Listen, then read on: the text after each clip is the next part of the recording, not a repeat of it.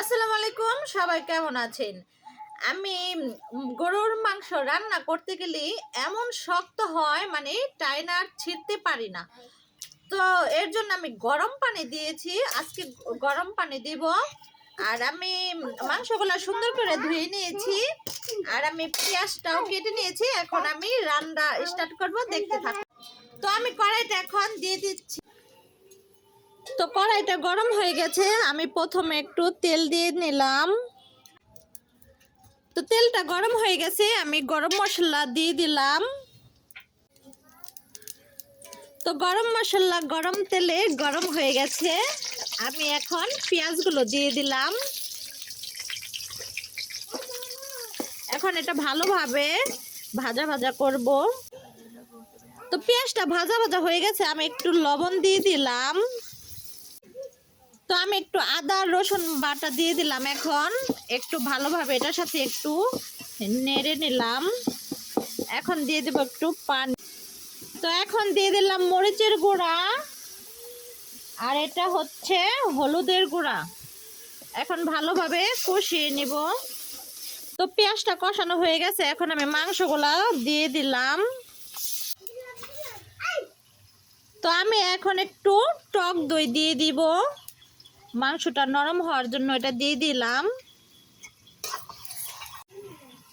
আমি একটা টমেটো দিয়ে দিলাম। এখন এটা ভালোভাবে এই মাংসটা এখন আমি ভালোভাবে কষিয়ে নিব।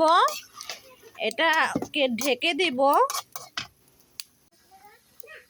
আমি একটু ঢেকে দেই এটা মাংসটা সিদ্ধ হওয়ার জন্য। তো মাংসটা হচ্ছে, জানি না আজকে কেমন হবে, টেনে ছিঁড়ে পারবো কি না। আমি রান্না করলে আবার সে সিদ্ধ হয় না ভালো। তো আজকে দেখি কি হয়, দেখতে থাকুন। আমি রান্না করতে গেলে আমার না অনেক গান মনে আসে। এখন একটা গান মনে আসছে, আমি বলে ফেলি, ঠিক আছে? ও আমার রসিয়া বন্ধুরে, তুমি কেন কোমরের পিছা হইলা না। তো মাংসটা একটু আমি নাড়া দিব, দেখি কতদূর কি হলো। মাংসটার ভিতরে অনেকটা পানি উঠে গেছে।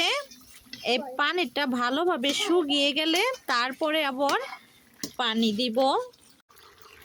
তো এই হচ্ছে মাংসটা।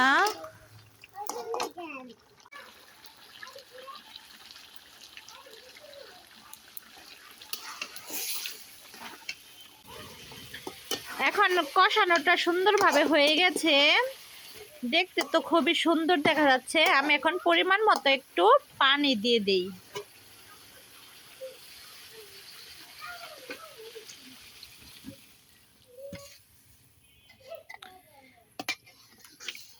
অল্প একটু পানি দিয়ে দিলাম। এখন পানিটা কিছুক্ষণ জাল দিয়ে তারপরে নামিয়ে নিব। তো রান্নাটা হয়ে গেছে, এখন দেখি কেমন হলো। এটা এখন নামাবো, হয়ে গেছে।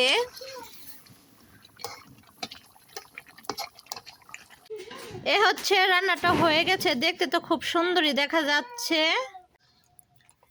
তো রান্নাটা হওয়ার পর আমি কিছুটা মাংস নিচ্ছি, যে কি রান্না করলাম একটু টেস্ট করে দেখি কেমন হয়েছে।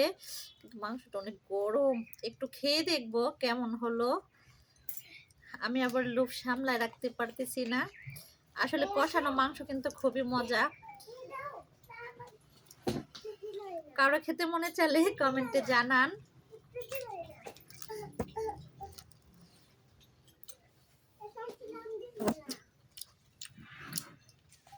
খুবই মজা হয়েছে। আর আজকে মাংসটা একদম পারফেক্ট রান্না করতে পেরেছি, খুবই সুন্দর হয়েছে।